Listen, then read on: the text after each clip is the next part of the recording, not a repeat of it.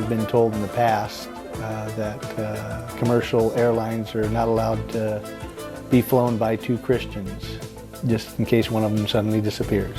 The airlines are covering themselves.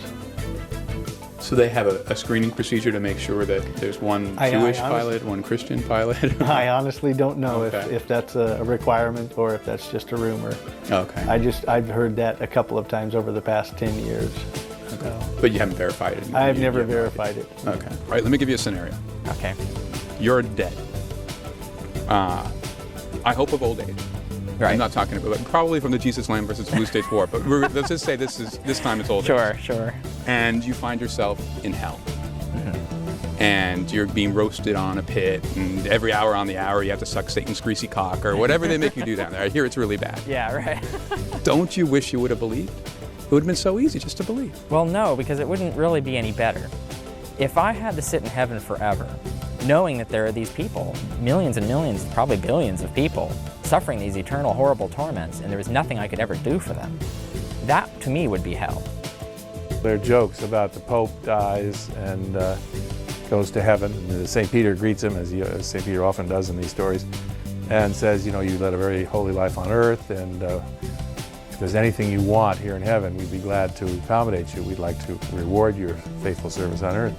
Is there anything we can do for you? The Pope says, well, he says, I've never seen the original form of the Bible. He says, okay, fine. He ushers him into a little room, and there on the table is the original version of the Bible. And he leaves him alone in there to browse through it.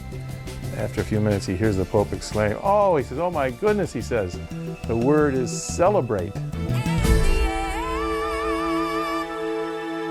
When my Jesus paper came out, I got a few nasty letters saying that basically people are trying to pray that I'll be saved. But I have not yet been saved. Any chance? No. I'm happy the way I am. I'm happy with my life. Because it is taboo to criticize religious faith and any convictions born of religious faith, we have the spectacle, really the travesty of college-educated politicians endorsing social policies. To take one example, blocking stem cell research or impeding its funding at least, on the basis of no evidence whatsoever, on the basis of metaphysical dogmas, in this case the dogma that the soul enters the zygote at the moment of conception.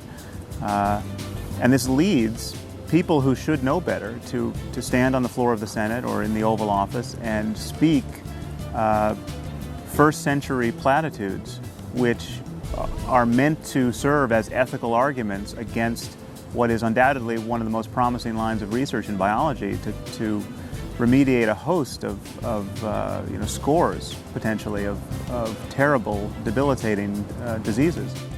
Somebody made up a parody of these sort of like pleas from sick or physically handicapped children to be my friend or send money, and it was about this boy called Billy who supposedly had to have his body removed, and it was replaced with a burlap sack full of leaves, and won't you please send money or send me an email? And we would get this over and over from people asking, is this true? Is this true? That this boy was just a head. Attached to a burlap sack full of leaves. And in dire need of new leaves. I guess as of about the age of 11, I became a fundamentalist Baptist and got involved in the youth work and the church, and I'll always be grateful to them for instilling in me an insatiable curiosity about the Bible. But that very thing, eventually, a few years later, I guess, when I was in the middle of theological seminary, made me realize that the Bible just couldn't be realistically dealt with if you believed that it was an inspired book with no contradictions or errors. That was just like a set of blinders, that there was so much that didn't make sense that way. And I finally decided, well, as Mircea Eliade said, that in the West we've had to give up faith in exchange for the truth. The knowledge is more important, and I made that adjustment, and it's been many years since I did, but I now find myself, again, a churchgoer. I go to the Episcopal Church, and I love what is going on there in the symbolism and the liturgy precisely because I understand it is mythology.